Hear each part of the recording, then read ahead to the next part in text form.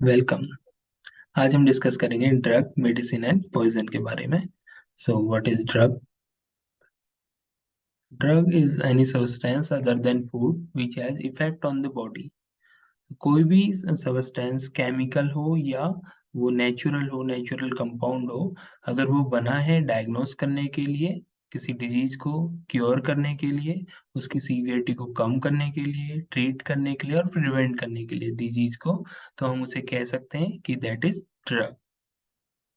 And medicine, इनमें से जो भी हमारी ड्रग है हम उसका यूज कर रहे हैं जो थेरापेटिक एजेंट या थेरापेटिक पर्पज, यानी कि उसको ट्रीट करने के लिए हम यूज कर रहे हैं, इस्तेमाल कर रहे हैं, पेशेंट को दे रहे हैं, दैट मीन्स हम उसको कह सकते हैं कि वो मेडिसिन है। तो यहाँ पे हम कह सकते हैं all medicine are drug but all drugs are not medicine. इसको कुछ इस तरीके से समझते हैं, अगर हमारे पास चार ड्रग्स हैं, चार केमिकल कंपाउंड्स हैं, ABCD। अब ए जो कंपाउंड है हमारा, इसमें प्रॉपर्टी है कुछ थेरापेटिक इफेक्ट ये दे सकता है, जैसे कि हमारे दर्द को ठीक कर सकता है, मान लो पेन किलर है, एनाल्जेसिक प्रॉपर्टी ये है, ठीक है। और बी है, बी में भी एनाल्जेसिक प्रॉपर्टी है, सी में भी एनाल्जेसिक, ये भी दर्द को ठीक करता है, और डी भी दर्द को ठीक कर सकता है। अब ए कंपाउंड को और डिटेल में हम जानने की कोशिश करते हैं तो हमें पता चलता है कि ए कंपाउंड पर भी रिसर्च चल रही है। इस पे अभी इतना डाटा हमारे पास अवेलेबल नहीं है कि हम उसको क्लिनिकली मार्केट में लॉन्च कर सकें, तो इसलिए ड्रग अभी मार्केट में नहीं है।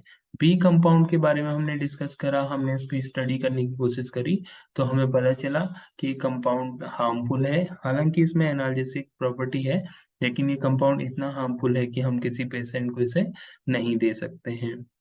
सी कंपाउंड के बारे में जब हमने जाना तो हमें पता चला कि ये कंपाउंड भी एनाल्जेसिक प्रॉपर्टी रखता है, लेकिन लाइक फॉर एग्जांपल इसमें कुछ स्टेरॉयडल प्रॉपर्टीज हैं, ये स्टेरॉइड है अपने नेचर में, और ये भी एनाल्जेसिक प्रॉपर्टी शो करता है, लेकिन इसके कुछ साइड इफेक्ट्स भी हैं।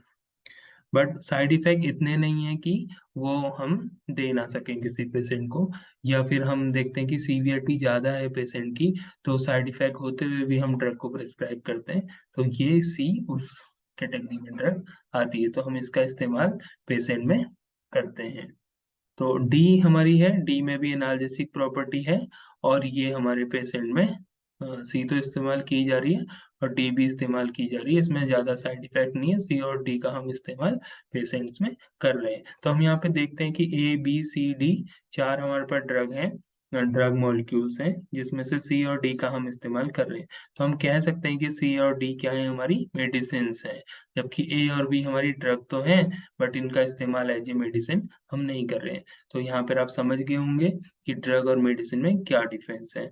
तो वो सारी ड्रग्स जिनका हम एज ए मेडिसिन इस्तेमाल करते हैं वो हम मेडिसिन कैटेगरी में लेके आते हैं, और ऐसी ड्रग जो हम इस्तेमाल नहीं कर सकते उनको हम मेडिसिन नहीं बोलते हैं। तो हम कह सकते हैं all medicine are drug but all drugs are not medicine. अब हम डिस्कस करेंगे पॉइजन। तो कोई भी ड्रग है वो पॉइजन की तरह भी एक्ट कर सकती है। जो डिफरेंस है हमारा वो है डोज का, कि अगर डोज करेक्ट है तो वो एज ए मेडिसिन वर्क कर सकती है, बट अगर डोज हमारी एक्सेस हो जाती है तो हम उसको एज ए पॉइजन हम बोलेंगे कि वो पॉइजनस इफेक्ट शो कर सकती है। इसके लिए हमें समझना होगा थेरापेटिक इंडेक्स को।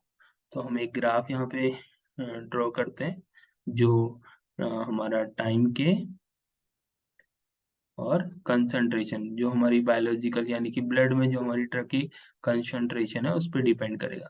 तो अगर हम ओरली किसी को कोई ड्रग दे रहे हैं, टैबलेट दे रहे हैं, कैप्सूल दे रहे हैं, तो उसकी कंसंट्रेशन टाइम के साथ साथ हमारी बॉडी के अंदर बायोलॉजी, हमारे जो टाइम के साथ साथ उसकी कंसंट्रेशन हमारे प्लाज्मा में, हमारे ब्लड में बढ़ते जाती है।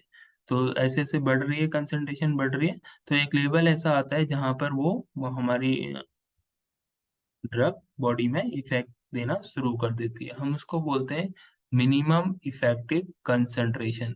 जब तक ये ड्रग इस इफेक्टिव कंसंट्रेशन पे नहीं पहुंचेगी तब तक हमारी ड्रग इफेक्ट देना नहीं शो करती है। अगर इससे कम कंसंट्रेशन रहेगी तो ड्रग का इफेक्ट नहीं आएगा। तो एक सर्टेन अमाउंट ऑफ ड्रग हमें चाहिए जो कि इफेक्ट शो करवाने के लिए बहुत जरूरी है, तो उसको हम बोलते हैं MEC, मिनिमम इफेक्टिव कंसंट्रेशन। अब जो हमारी कंसंट्रेशन है वो धीरे धीरे बढ़ रही है, तो बढ़ते-बढ़ते हमारी ऊपर की तरफ जाती है। तो एक कंसंट्रेशन ऐसी आती है जहाँ पे हमारी जो ड्रग है जहाँ तक वो सेफ है। So maximum safe concentration MSC। तो इस रेंज तक अगर हमारी ड्रग आती है तो वो सेफ है। अगर इससे भी ऊपर कंसंट्रेशन जा रही है तो वो हमारी टॉक्सिक हो सकती है या फिर हम कह सकते हैं वो पॉइज़नस हो सकती है, टॉक्सिक हो सकती है। तो वो कंसंट्रेशन वो डोज़ हमारी क्या हो गई इंक्रीज़ हो गई, ज़्यादा हो गई मैक्सिमम सेफ कंसंट्रेशन से। तो हमें हमेशा ये कोशिश करनी होती है कि हमारी जो कंसंट्रेशन है वो यहाँ नीचे मेंटेन हो। अगर ये ऊपर जा रही है तो क्या होगा वहाँ पे टॉक्सिक इफ़ेक्ट आ सकते हैं। तो आप देख सकते हैं इस जो रेंज है यहाँ तक की, यहाँ से यहाँ तक इसी को बोलते हैं हम थेराप्यूटिक इंडेक्स।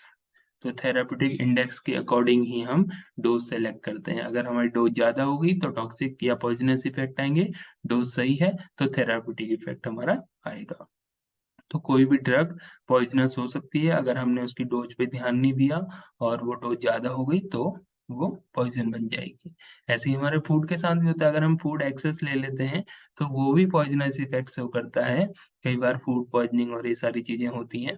तो डोज़ का बड़ा रोल है हमारी मेडिसिन और पॉइज़न में। हालाँकि सारे पॉइज़न मेडिसिन नहीं होते, ड्रग नहीं होते, लेकिन सारी ड्रग्स लगभग पॉइज़न हो सकती हैं, अगर हमने डोज़ का ध्यान नहीं रखा। तो main point is dose, dose correct तो मेडिसिन है।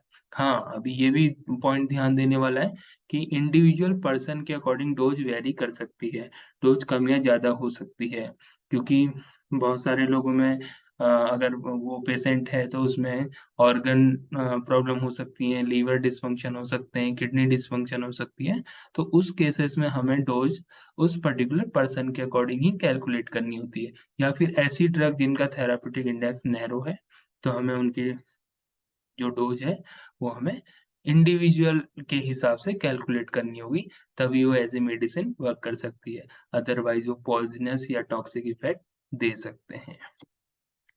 Thank you, thanks for watching, like, share, subscribe. Thank you.